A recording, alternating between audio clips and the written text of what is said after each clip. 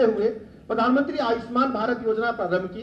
उसके तहत हम उनको आयुष्मान कार्ड जारी करते हैं और इस योजना के तहत अभी तक हम सब जानते हैं कि 1.18 करोड़ पात्र परिवार उत्तर प्रदेश राज्य में हैं, जिनको हमें आयुष्मान कार्ड बनाना है। इसके अलावा जो आच्छादित नहीं हो पाए हैं इस योजना में, चूंकि 2011 के जो SECC के आंकड़े हैं उस आधार पर हमने आयुष्मान कार्ड बनाए हैं, लेकिन फिर भी बहुत ढेर सारे गरीब वंचित रह गए हैं, नहीं हो पाए हैं। उसके तहत हम लोगों ने मुख्यमंत्री जन आरोग्य योजना चलाई उत्तर प्रदेश सरकार ने। उसके तहत जो लोग बच गए हैं, जैसे जो अंत्योदय कार्ड धारक थे, या हमारे पास श्रम विभाग के अंतर्गत बोर्ड ऑफ कंस्ट्रक्शन में पंजीकृत श्रमिकों को, यानी जो हमारे श्रमिक भाई पंजीकृत हैं श्रम विभाग में, उन लोगों को भी हमने माननीय मुख्यमंत्री जी की जो जन आरोग्य योजना है उसके तहत जोड़ करके हमने उनको भी आयुष्मान कार्ड जारी करने का काम किया है, यानी इलाज उनको करा रहे हैं। इस प्रकार 1.80 करोड़ आयुष्मान कार्ड अभी तक वितरित किए जा चुके हैं। 1.80 करोड़ आयुष्मान कार्ड वितरित किया जा चुके हैं, जिसके कारण 5 लाख तक का निःशुल्क इलाज करने की व्यवस्था उन गरीब परिवारों को हमारी केंद्र की सरकार ने और उत्तर प्रदेश सरकार ने किया है। इसके अलावा अभी तक 1200 करोड़ रुपए का व्यय हुआ है और लगभग 12 लाख लोगों ने इस योजना से अभी तक लाभ उठाया है। 12 लाख लोगों ने उत्तर प्रदेश राज्य के इस योजना से लाभ उठाया है और इस पर 1200 करोड़ रुपए व्यय हुआ है। इसके अलावा 2949 अस्पताल इसके लिए आबद्ध किए गए हैं, जो सरकारी क्षेत्र के साथ साथ निजी क्षेत्रों में बेहतर काम कर रहे हैं, उनको आबद्धता दी गई है, जहां पर आयुष्मान कार्ड के तहत उनको निःशुल्क इलाज मिलेगा। इसके अलावा हम सब जानते हैं कि कोविड महामारी एक हमारे सामने बहुत बड़ी चुनौती थी।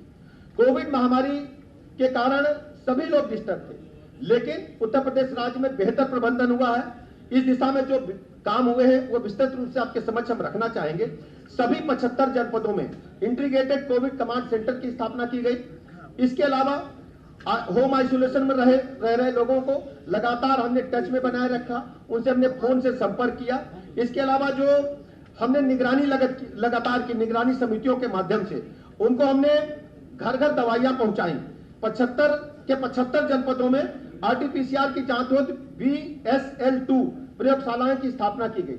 जहां हम सबको याद है उत्तर प्रदेश राज्य में जब कोविड पहली बार आया तो यहां पर इस प्रकार की व्यवस्था नहीं थी। अब हमारे पास 75 के 75 जनपदों में BSL-2 प्रयोगशालाओं की स्थापना है और इसके अलावा आशा एवं ANM की जो हमारी महिला कर्मचारी थी, उनके माध्यम से घर घर हम लोगों ने उनको मेडिसिन किट कोरोना की उपलब्ध करा करके इस कोरोना महामारी से लड़ने का काम किया। इसके अलावा अब तक हमारे प्रदेश में 10 करोड़ 94 लाख से अधिक हम लोग कोविड टेस्ट कर चुके हैं, जो कि देश में नंबर 1 पर है।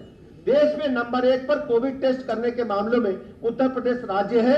हम 10 करोड़ 94 लाख से अधिक, यानी लगभग 11 करोड़ के हम लोगों ने अभी तक कोविड टेस्ट किए हैं। वर्तमान समय में संक्रमण बहुत ही निचले स्तर पर चल रहा है। एक्टिव केस की संख्या इस समय उत्तर प्रदेश राज्य में मात्र 300 के लगभग है।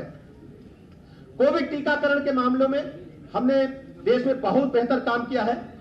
हम सब जानते हैं कि टीकाकरण के कारण ही जो कोविड महामारी है नियंत्रित हुई है। हम सब अगर बगैर मास्क के आज घूम रहे हैं, ये टीकाकरण के कारण संभव हुआ।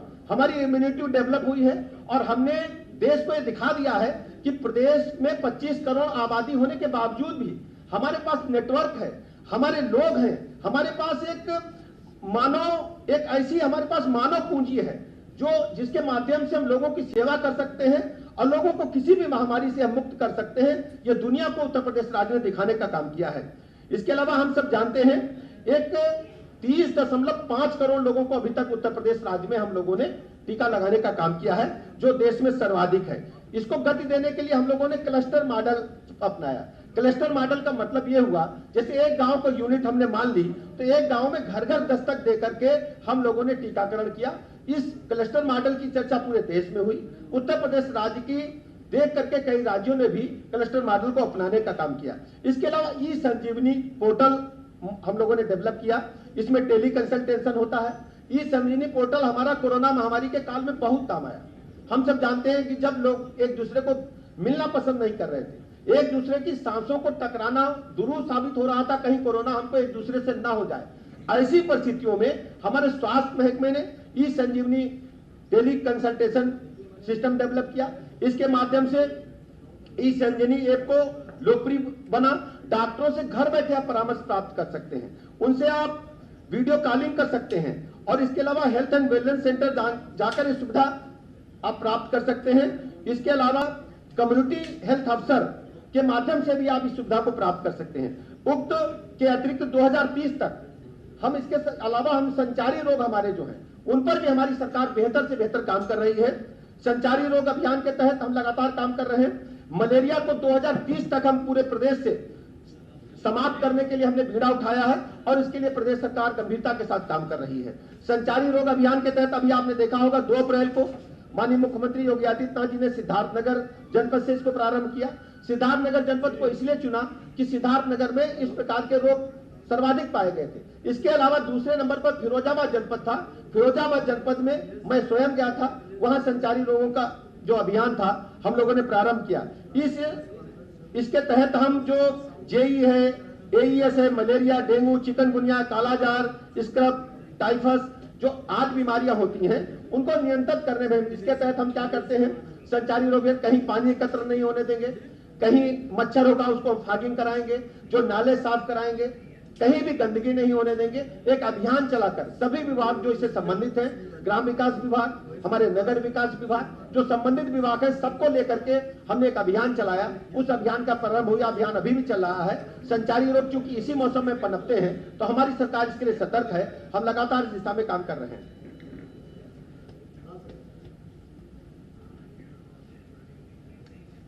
इस अभियान के तहत 15 अप्रैल से 30 अप्रैल तक घर घर दस्तक देने का अभियान हम लोग चलाएंगे, जिसमें आशा एवं आंगनबाड़ी जो कार्यकर्तियां हैं घर घर जाकर लोगों को संचारी रोगों के बारे में बताएंगी और उनको सचेत करेंगी कि हमारे घरों के आसपास पानी नहीं एकत्र होना चाहिए, हमें पानी खुले में नहीं रखना है, आसपास की जो नालियां हैं उनको सफाई रखनी है।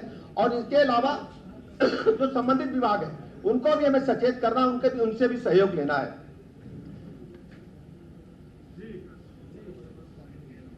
Ayushman Bharat digital mission ABDM के बारे में आप लोगों ने सुना होगा।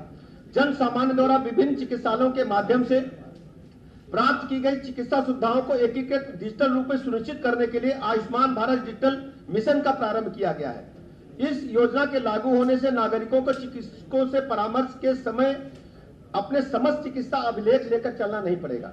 आप समझिए, एबीडीएम के बारे में आप लोगों ने सुना होगा, आयुष्मान भारत डिजिटल मिशन। इसके तहत सामान्यतः हम लोग करते क्या है कि आप एक डॉक्टर को दिखाए, पर्चा बना लिया खांसी का, फिर पर्चा बनाया आपने दूसरे डॉक्टर के पास तीसरे महीने के पेट दर्द का, फिर अगली बार पता चले आपको पैर में दर्द हुआ या सर में दर्द हुआ, तो सारे डॉक्यूमेंट्स आपके पास समय समय पर हर समय उपलब्ध नहीं रहते।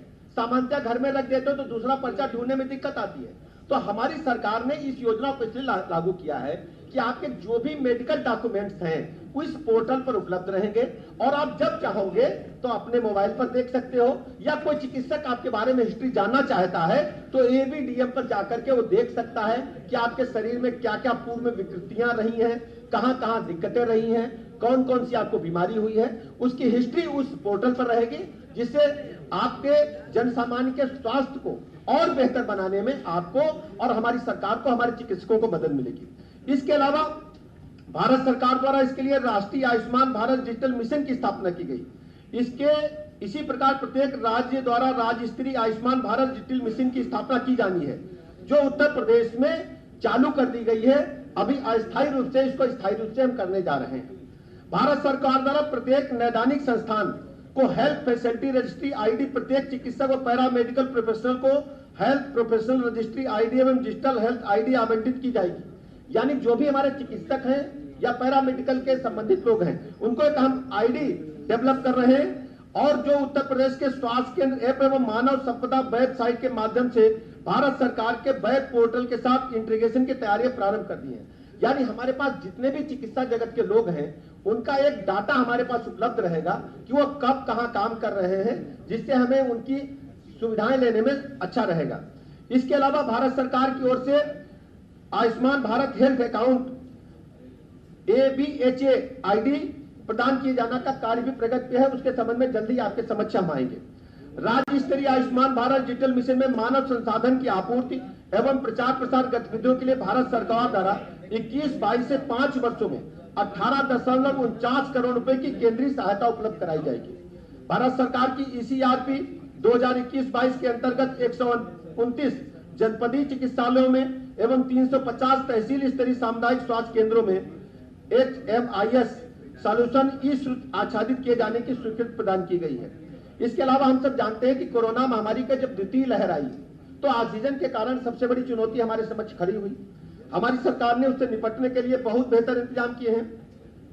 अब ऑक्सीजन की कमी अपने देश में भी नहीं होगी। प्रदेश इसके लिए पूरी तरह से तैयारी कर चुका है। इसके लिए हमने क्या किया, जब ऑक्सीजन पहुंचाई, जिन ट्रकों के माध्यम से, जिन टैंकर्स के माध्यम से पहुंचा रहे थे, हमने उसकी GPS ट्रैकिंग की, जिसके उनका लोकेशन मिल सके और समय से वो पहुंच सके। इसके अलावा हमने इसमें रेल मंत्रालय का भी सहयोग लिया। इसके अलावा वायुसेना के विमानों का भी सहयोग लिया और टैंकरों की द्रुत गति से हम लोगों ने सप्लाई की। कृत्रिम श्वसन व्यवस्था राजकीय व स्वशासित निजी मेडिकल कॉलेजों और राजकीय चिकित्सालयों में कुल 6,818 वेंटिलेटर हमारे पास हैं, जिसके माध्यम से यदि कोई गंभीर मरीज है, सांस लेने में दिक्कत है, खुद सांस नहीं ले पाता, उसके लिए हम लोगों ने वेंटिलेटर्स का इंतजाम किया है। आज हमारे पास 6,818 वेंटिलेटर उपलब्ध हैं। चिकित्सालयों में शय्याओं पर सामान्य रूप से HFNC एवं वेंटिलेटर्स के द्वारा ऑक्सीजन प्रदान किए जाने विभिन्न चिकित्सालयों में 536 नए ऑक्सीजन जनरेटर्स प्लांट की स्थापना की गई है। 23 में पूर्व में स्थापित ऑक्सीजन जनरेशन प्लांट के साथ साथ प्रदेश में अब कुल 559 ऑक्सीजन जनरेशन प्लांट हैं। हमारे पास इस समय 559 ऑक्सीजन प्लांट्स हैं जो चिकित्सीय ऑक्सीजन बनाने का काम कर रहे हैं। इसके अतिरिक्त प्रदेश में 43,261 ऑक्सीजन कंसंट्रेटर्स हमारे पास हैं। इसके अलावा हमारे पास 10,034 CSR के अंतर्गत हमें मिले हैं, जो ऑक्सीजन कंसंट्रेटर्स, उनका भी हम उपयोग ले रहे हैं। और ये ग्रामीण क्षेत्रों के साथ साथ हम जो भी हमारे शहरी क्षेत्र के हैं, चाहे CSC है, चाहे PSC है, ऑक्सीजन की कमी हम कहीं नहीं होने देंगे। इसके लिए हमारी सरकार प्रतिबद्धता के साथ काम कर रही है। राष्ट्रीय क्षय नियंत्रण कार्यक्रम उत्तर प्रदेश 2021 1 जनवरी से लेकर के 31 दिसंबर 21 तक 4.56 लाख क्षय रोगी एवं 2022 में 1 जनवरी 2022 से 12 अप्रैल 2022 तक 1 से 19 लाख क्षय रोगियों को चिन्हित किया गया है। यानी हमारे पास 19 लाख अभी हमारे पास क्षय रोगी हैं, जिनको हमने चिन्हित कर लिया है, जिनके इलाज की मुकम्मल इंतजाम हम लोग कर रहे हैं। क्षय उन्मूलन पर उपराष्ट्रीय प्रमाणीकरण के अंतर्गत भारत सरकार द्वारा प्रदेश के 8 जनपदों को चिन्हित किया गया है, जिनमें ललितपुर को रजत एवं बलरामपुर, चंदौली, गोंडा, महाराजगंज, मुजफ्फरनगर, सोनभद्र तथा उन्नाव को कांस्य पदक प्रदान किया गया भारत सरकार द्वारा। निश्चय पोषण योजना के अंतर्गत 2021-22 में क्षय रोगों को प्रत्यक्ष लाभ हस्तांतरण के माध्यम से 60 करोड़ रुपए की राशि का भुगतान भी किया गया है। विश्व क्षय रोग दिवस 24 मार्च 2022 के उपलक्ष्य में 84,000 क्षय रोगियों को भावनात्मक एवं पोषणात्मक सहयोग प्रदान करने के उद्देश्य से अधिकारी एवं विभिन्न परोपकारी संगठनों द्वारा गोद लिया गया। गोद लेने का सब्जेक्ट आप समझिए कि जो कोई क्षय रोगी है, उसको कोई न कोई संस्था या हमारे अधिकारी उसको गोद लेकर के उसके दवाइयों के साथ साथ उसके जीवन स्तर में कोई दिक्कत न हो, उसको रहने की, उसको खाने की, उसको पोषण की कोई दिक्कत न हो, लगातार इंतजाम गोद लेने वाले व्यक्तियों द्वारा की जानी है, ऐसा सरकार ने तय किया है।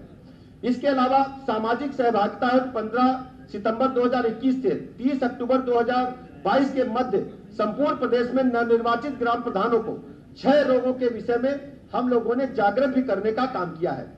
अभी एक कार्यक्रम चल रहा है।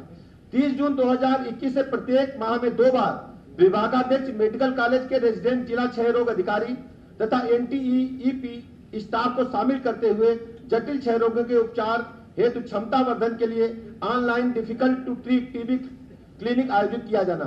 सन 2025 तक प्रदेश से टीबी उन्मूलन को हम लोग लगातार सुनियोजित ढंग से प्रयास कर रहे हैं। इसके लिए टीबी उन्मूलन के लिए हमारी सरकार विशेष रूप से काम कर रही है। हमारा मानना, आप सबसे भी मैं रिक्वेस्ट करता हूं, यदि आपके मोहल्ले में, आपके गांव में, आपके क्षेत्र में, आपके जान पहचान में यदि कोई टीबी का रोगी आपके पास है तो हमें जानकारी दें। हमारे जो सहयोगी संस्थाएं हैं, यानी जो हमारे एनजीओज हैं, उनसे हम रिक्वेस्ट करेंगे वो लोग गोद लें, हमारे अधिकारी गोद लेंगे, हमारे माननीय विधायक गोद लेंगे। जैसे एक गांव में 25 चिन्हित हो गए ब्लॉक में, तो 25 जो टीबी के रोगी हैं उनको गोद लेने का काम हमारे माननीय विधायक करेंगे, माननीय सांसद करेंगे, हमारे जिला पंचायत अध्यक्ष करेंगे, ब्लॉक प्रमुख करेंगे, और मैं स्वयं करूंगा। मैं आपसे भी अनुरोध करता हूं, प्रदेश के स्वास्थ्य को बेहतर बनाने के लिए, टीबी उन्मूलन को गति देने के लिए हमारी राज्यपाल महोदया ने जो इच्छा व्यक्त की है, माननीय मुख्यमंत्री जी ने इच्छा व्यक्त की है कि टीबी उन्मूलन हमें प्रदेश से करना है, टीबी को समाप्त करना है। आप सब भी जहां कहीं अगर कोई रोगी है हमको बताएं, यदि आप हमारी मदद कर सकते हैं तो आप भी एक एक टीबी रोगी को गोद लेकर के उसके रहने खाने की व्यवस्था करें। आपको बहुत चिंता नहीं करनी है, आपको अस्पताल तक उसको पहुंचा देना है, मुझे बता देना है, दवाइयों का इंतजाम हम करेंगे, रखरखाव का इंतजाम हम करेंगे, केवल आपको चिन्हित कर देना। क्योंकि आप मेरे पत्रकार मित्र हैं, इसलिए मित्रता के कारण आपसे मैं अनुरोध कर रहा हूं कि प्रदेश को स्वास्थ्य सेवाओं में बेहतर बनाने के लिए हमारी आप मदद करें।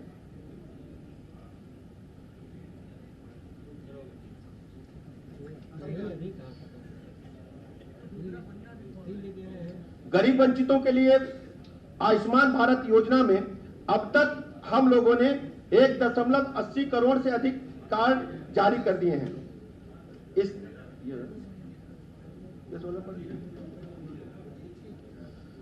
आयुष्मान भारत योजना गरीब वंचितों के लिए वरदान साबित हो रही है। इस योजना के तहत अब तक 1.80 करोड़ से अधिक लाभार्थियों को आयुष्मान कार्ड मुहैया कराए जा चुके हैं। इसके अंतर्गत 12 लाख से अधिक लोग उपचार।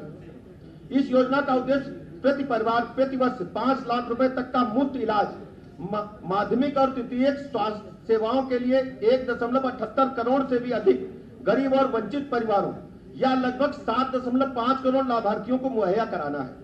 मोदी एवं योगी सरकार इस जन आरोग्य योजना को और सुगम और सरल बनाने की कोशिश में जुटी है, ताकि अधिक से अधिक गरीब परिवार इसका लाभ उठा सकें। इसके लिए एक वेबसाइट मेरा pmjay.gov.in और टोल फ्री नंबर 14555 और टोल फ्री नंबर 1800 जारी किया जा चुका है। आयुष्मान भारत का लाभ लेने वालों को 43.6% महिलाएं हैं। आयुष्मान भारत का जो लाभ ले रही है महिलाएं, उसमें 43.6% महिलाएं हैं। आयुष्मान भारत योजना ने लिंग समानता को बढ़ावा देने में भी बड़ी कामयाबी हासिल की है। ये बहुत ही महत्वपूर्ण है। इस एक अध्ययन के अनुसार अब तक इस योजना का लाभ पाने वालों में 43.6% महिलाएं। ये विशेष उल्लेखनीय है कि हमारी जो माताएं बहनें हैं इस योजना से बहुत ही अच्छा लाभ पा रही हैं। उनकी संख्या लगभग आधे के बराबर है। इस योजना से 2949 निजी एवं सरकारी अस्पताल जुड़े हैं। साथ ही इस योजना के तहत 141 ऐसे मेडिकल प्रोसीजर शामिल किए गए हैं जो सिर्फ महिलाओं के लिए, यानी 141 ऐसे प्रोसीजर हैं जो केवल महिलाओं के लिए ही हैं। जन औषध केंद्र, आप सब जानते हैं, सामान्यतः जो दवाइयां हम लोग लेते थे वो ब्रांडेड दवाइयां मार्केट में दुगने दाम पर मिलती थी। आदरणीय प्रधानमंत्री नरेंद्र मोदी जी ने, हमारी केंद्र की सरकार ने जन औषध केंद्र खोले। उसके तहत हमें जेनरिक दवाइयां मिलती हैं। जेनरिक दवाइयां बहुत ही सस्ते दाम पर मिलती हैं और उनका फार्मूला वही है, वो सेहत के लिए बहुत ही फायदेमंद होती हैं। जबकि जो मल्टीनेशनल कंपनियों की दवाइयां हैं उनसे हमारे देश को तो आर्थिक हानि होती ही है और हमारे लोग गरीबों की जेबें पर भी गलत असर पड़ता है। खर्चे अधिक होते हैं और दवाइयां भी उस क्वालिटी की नहीं मिल पाती। 9 मार्च 2022 तक प्रदेश में 1170 प्रधानमंत्री भारतीय जन औषध केंद्र खोले जा चुके हैं। रसायन और उर्वरक मंत्रालय के अनुसार सरकार की देश भर में जन औषध केंद्रों की संख्या 2025 तक बढ़ाकर 10,500 करने की है। हमारी सरकार ने कैंसर, टीबी, मधुमेह, हृदय रोग जैसी बीमारियों के इलाज के लिए जरूरी 800 से ज्यादा दवाइयों की कीमतों को भी नियंत्रित करने का काम किया है। इस वित्तीय वर्ष में जन औषध केंद्रों के जरिए 65 करोड़ रुपए से ज्यादा की दवाइयां बिकी हैं और इसी साल जन औषध केंद्रों के जरिए गरीब और मध्यम वर्ग के करीब 450 करोड़ रुपए की बचत हुई है।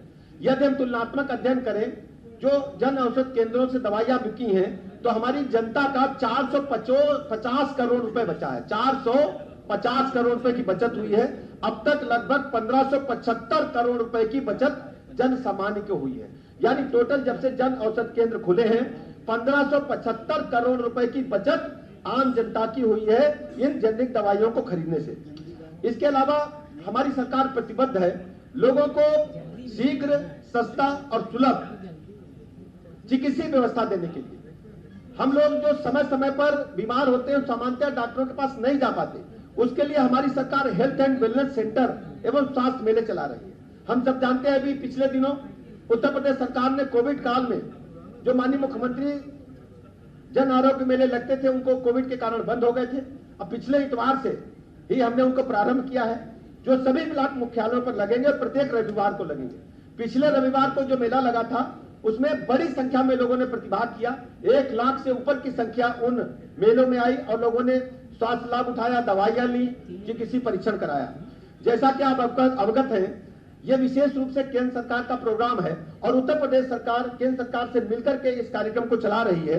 देश की स्वतंत्रता के 75वें वर्ष के उपलक्ष्य में आजादी के अमृत महोत्सव के अंतर्गत कई प्रकार के कार्यक्रम आयोजित किए जा रहे हैं। इस क्रम में 14 अप्रैल 2022 को हेल्थ एंड वेलनेस सेंटर की स्थापना की चतुर्थ वर्षगांठ के अवसर पर दिनांक 16 अप्रैल 2022 से 23 अप्रैल 2022 तक प्रदेश के समस्त जनपदों में कई कार्यक्रम आयोजित किए जा रहे हैं, जिनमें प्रदेश में क्रियाशील समस्त हेल्थ एंड वेलनेस सेंटरों पर टेलीमेडिसिन, योग तथा स्वस्थ जीवन शैली संबंधित सेवाएं उपलब्ध कराना एवं ब्लॉक स्तरीय चिकित्सीय इकाइयों पर ब्लॉक हेल्थ मेले आयोजित किए जाना। सरकार द्वारा आयुष्मान भारत योजना के अंतर्गत 2 योजनाएं संचालित की जा रही हैं। प्रधानमंत्री जन आरोग्य योजना, जिसके अंतर्गत सामाजिक एवं आर्थिक रूप से पिछड़े हुए परिवारों को 5 लाख तक का स्वास्थ्य बीमा प्रदान किया जाता है, एवं हेल्थ एंड वेलनेस सेंटर की स्थापना, जिसके द्वारा आम जन को, विशेषकर वंचित एवं असेवित वर्ग के लोगों को उनके घर के निकट ही स्वास्थ्य सेवाएं उपलब्ध कराई जा रही हैं। इस हेतु समस्त उपकेंद्रों, प्राथमिक स्वास्थ्य केंद्रों एवं शहरी प्राथमिक स्वास्थ्य केंद्रों को क्रमबद्ध रूप से हेल्थ एंड वेलनेस सेंटर के रूप में सुदृढ़ीकरण किया जा रहा है। इसके अलावा हम सब जानते हैं, जो एएनएम सेंटर हैं, जो उपकेंद्र कहे जाते हैं, उनको भी हम जोड़ रहे हैं और सभी को हम उसमें कंप्यूटर उपलब्ध करा रहे हैं। कंप्यूटर के माध्यम से आप अपने घर से जुड़ सकते हैं और हेल्थ एंड वेलनेस सेंटर पर जाकर भी आप बड़े चिकित्सकों से जुड़ सकते हैं और स्वास्थ्य लाभ प्राप्त कर सकते हैं। वर्तमान में प्रदेश में लगभग 13,784 स्वास्थ्य इकाइयों में हेल्थ एंड वेलनेस सेंटर संचालित किए जा रहे हैं, जिनमें 11,035 उपकेंद्रों, 2,241 प्राथमिक स्वास्थ्य केंद्रों एवं 508 शहरी प्राथमिक स्वास्थ्य केंद्र शामिल हैं। स्वास्थ्य मेले में निम्न सेवाएं उपलब्ध कराई जाएंगी। स्वास्थ्य एवं परिवार कल्याण विभाग से संबंधित विभिन्न सेवाएं, जैसे मातृ शिशु कल्याण, टीकाकरण, परिवार नियोजन, संचारी एवं गैर संचारी रोगों से संबंधित सेवाएं प्रदान करना एवं प्रचार प्रसार करना। प्रधानमंत्री आयुष्मान भारत जन आरोग्य योजना के अंतर्गत पात्र लाभार्थियों के कार्ड बनाना। अभी भी हम एक योजना के तहत जो भी लोग वंचित रह गए हैं, सभी को हम प्रधानमंत्री आयुष्मान जन आरोग्य योजना के तहत पात्र लोगों को कार्ड बनाना जारी रखेंगे और जब तक सभी लोग अच्छे नहीं हो जाएंगे, योजना जारी रहेगी। मेलों में उपस्थित लोगों के लिए डिजिटल स्वास्थ्य आई कार्ड बनाने की भी सुविधा देना। गैर संचारी रोगों जैसे मधुमेह, उच्च रक्तचाप एवं सामान्य कैंसरों की जांच करना एवं आवश्यकता अनुसार संदर्भित करना। स्वस्थ जीवन शैली एवं योग आदि की जानकारी प्रदान करना। हम देखते हैं कि अगर हम लोग अपने आप को स्वस्थ रखना चाहते हैं, तो हमारी जो स्वस्थ जीवन शैली है, यानी खान पान पर नियंत्रण, सुबह मॉर्निंग वॉक, समय से उठना, अगर हम शरीर को अपने को स्वस्थ रखना चाहते हैं, लंबे समय तक स्वस्थ रखना चाहते हैं, तो हमें एक स्वस्थ जीवन शैली अपनाना पड़ेगा। उसके लिए भी हम लोग सभी लोगों को जानकारी दे रहे हैं, सबसे बात कर रहे हैं। इसके अलावा विभिन्न प्रकार की चिकित्सीय जांचों एवं औषधियों की व्यवस्था करना। हम देखते हैं कि सामान्यतः जो जांचें होती हैं, कई जगह लोगों को भटकना पड़ता है। वहां पहुंच करके आप अपनी ब्लड की जांच, बलगम की जांच, पेशाब की जांच, स्टूल की जांच, सारी जांच आप वहां करा सकते हैं और अन्य जो जानकारी हमारी स्वास्थ्य महकमा चला रहा है, उसकी भी आप जानकारी प्राप्त कर सकते हैं।